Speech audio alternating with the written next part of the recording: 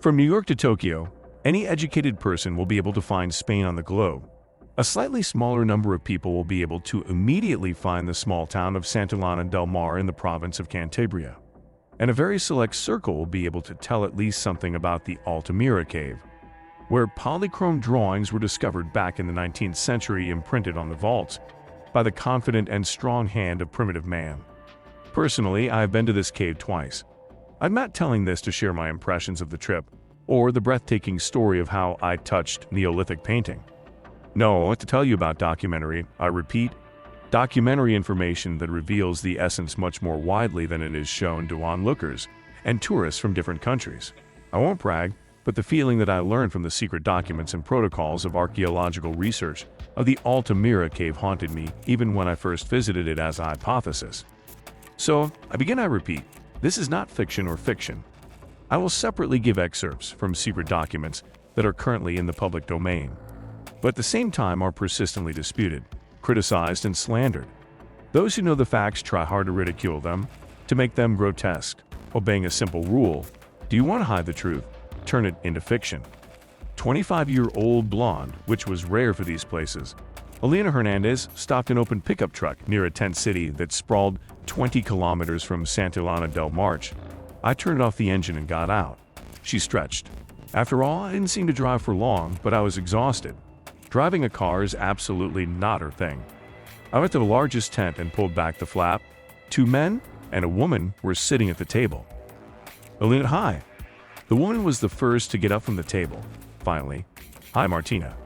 The girl hugged her friend and nodded to the 2 men, who continued to calmly smoke and drink coffee. What do you have here? I rushed over as soon as I listened to the answering machine. Elena walked forward and extended her hand to the 2 men at the same time. Let me introduce myself, Elena Hernandez, paleontologist, University of Valencia. Both men stood up and shook the girl's hand in turn. The first turned out to be a former U.S. Army soldier who came to visit a relative who served at the NATO base in Torrejón de Ardoz. His name was Ronald. Ronaldo, as Elena dubbed him to herself. The second was named Ernesto. He was a native of Madrid, an archaeologist. Martina and Ernesto had known each other for a long time and had repeatedly participated in joint archaeological excavations. The company is trivial, except for Ronaldo. 2 archaeologists and a paleontologist. Who's in the other tents? Elena took the coffee maker and searched for the empty glass. Ernesto rinsed the mug, poured some water from the kettle into it, and handed it to Elena. No one. Everyone went to Altamira itself. The excavations here are considered dead-end. Practically nothing has been found. The cultural layer is weak. We thought we ran into a parking lot, but there were residual traces of Homo erectus nomadism. Elena frowned. That's it? Martina and Ernesto exchanged glances, switching from English to Spanish, so that only Elena could understand them. No, there's something else. In the evening, take a flashlight. We'll show you on the spot. The excavation is covered up, but take my word for it, it will be a sensation. We don't know how to imagine it yet. The depth is about 36 meters. Excavations were carried out in the decay. Which one? The number? Martine looked warily at Ronald, who was drinking coffee and smiling delicately as he listened to an unfamiliar speech. The number was not assigned. It is not yet an archaeological site. They tell you, we haven't announced anything yet. Ronald put the mug down on the table and addressed Martina, Ernest, and Elena in pure Spanish. From the secret report of Special Agent Ronald Vinier. Through operational development, I received information appropriate for verification and subsequent analysis. The initial information was received from a regular of the Archaeological Association, Altamira Heritage. Later, as an enthusiast, I went to the site of promising excavations on my own. Currently, the area is cordoned off. Secret developments are underway under the auspices of the Armed Forces and the U.S. Research Mission. When the excavation site was cordoned off by units of the Army of the Constitutional Monarchy of Spain, an attempt was made to disarm the 3rd and 4th branches of the Marine Assault Corps, the NATO Joint Force Assistance Force in Spain. The attempt was blocked. The participants, the prime sergeant, and 3 privates were arrested and subsequently liquidated. The bodies were destroyed. Identification is impossible. Martina and Ernesto stared in amazement at Ronald. who imperceptibly took out a bag with the remains of a white substance from his breast pocket. Elena took a convulsive sip from her coffee cup. "No need to worry, my friends. You will just fall asleep and wake up in paradise." "Martina and Ernesto, are you probably feeling sleepy by now?" Ronald smiled as he watched the two women, Martina and Aline, convulse.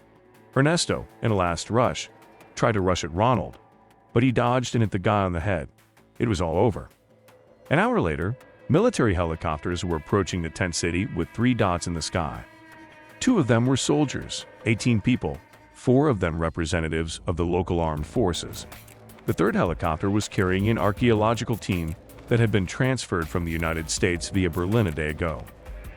Ronald Vinier, a special agent of the Research Bureau, one might say accidentally turned up at the excavation site 20 kilometers from Altamira.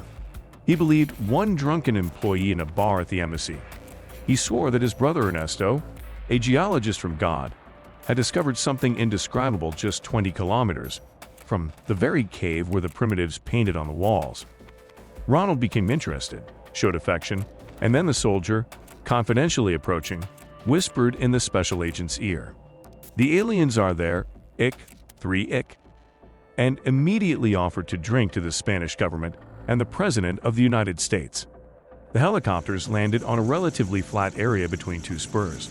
A short, stocky, and short-armed captain of the Special Operations Forces jumped out of the cockpit, pushing aside the side hemisphere.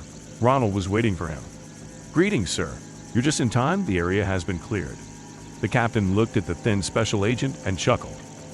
"Ugh, did you probably survive a contact battle with a dozen angry hamadrills from the Spanish National Police Corps? Or was he saving a couple of dark-haired senoritas from virginity again?" The special agent smiled and firmly shook the captain's outstretched hand. "You know, William, I wasn't born for this. It's your job to wave knives and glorify Mother Marines. My job is different. How many bodies?" 3. 2 women and a man. Have them disposed of. Are there any Spaniards with you?" The captain looked back at helicopters. "Yes, 4 of them." "Make sure that the removal of the body goes without them." "Why did you take them?" The captain spat, turned on his walkie-talkie, and gave orders in a low voice. He waited for an answer and put the radio in the pocket of his uniform trousers. "Their jerk, the head of the airbase in Torrejon de Ardos, insisted. They are something like our special pass for unhindered movement." The special agent took out a pack of cigarettes and offered it to the captain, who took it and lit it. "We've reached it. Well, to hell with them. Our people? Fully instructed. What's in place here?" From a special report by Special Operations Forces Captain Dowie B. Cutting, during the survey of the area and the archaeological tunnel, the fossilized remains of 3 gumanoid-like creatures, hereinafter referred to as giants, were discovered. Here is a detailed description. To the ears of Special Agent Ronald Vinier and Captain William Cutting of the SSR, there were claps of close shooting. First, single pistol shots, then a series of AR-15s. The captain and the agent crouched near the tent and exchanged glances. The shooting resumed. The Spanish semi-automatic Ketten was speaking in unison to the mother in English, which was interspersed with dirty expressions in Spanish. Suddenly, everything went quiet. The captain pulled out a walkie-talkie. "Boyson, what do you have there?" "Welcome." A voice, entangled in a web of ether, sounded from the radio interference. "The prime surgeon has ordered his men to disarm both of our units." "What?" "They saw the corpses of archaeologists. Welcome." Special Agent Ronald gave a predatory and contemptuous laugh. The captain waved his hand at him. "Sheep, your mother. I ordered it. Come be now." Boyson arrived a few minutes later and was immediately punched in the face by the captain. "I ordered the Spaniards to be immediately surrounded, the bodies to be taken out secretly and disposed of." Boyson adjusted his helmet and stood rubbing his swollen cheek. "One person, Private Jensen, is wounded in the chest. First aid is being provided." The captain closed his eyes, then slowly opened them. Rage and determination splashed in them. "I see." 15 minutes later, 2 archaeologists, Martina and Ernesto, 1 paleontologist, Alina, 4 Spanish military, and 1 American private, Jensen, were thrown into a mass grave 2 to 3 meters deep. 2 black soldiers were pouring diesel fuel into the pit. The corpses were disfigured by fire and buried. A group of archaeologists began preparatory work. updating the excavations, conducting new pits, and separating the fossils of giant hominoids from the rock. The cordon provided security, and the captain of the SSO, he was in charge of everything. Cutting. Primitive people worshipped them and immediately recognized them as powerful gods. There were 9 of them now, clustered around a pit in which 3 similar giants were stacked in a row. Something went wrong and they died. It turns out that the gods are mortal too. Primitive people huddled in a heap near the arches of a spherical spaceship. The giants didn't seem to pay any attention to them. Maybe they were sad, regret something. Maybe they are hatching plans for revenge. After all, those 3 who died were killed by them, primitive people. They skillfully trapped them in the rocks and stoned them. The meat of the giants turned out to be tasteless, tough, and fibrous. But people knew that if you eat the meat of giants, roasted on coals, then their power will dissolve in the blood, give strength to veins and bones, make them the same fearless giant gods. The 9 remaining giants plunged into an oblong shuttle, which silently rose above the ground, hovered for a few moments, and then with incredible speed flew into the sky. The spherical ship remained on Earth, in order to remain a mystery to primitive people, then petrified over many hundreds of thousands of years and become a mystery to modern people. The ship petrified and naturally integrated into the stone ridge, becoming one of the many caves whose walls were decorated with Neolithic rock paintings.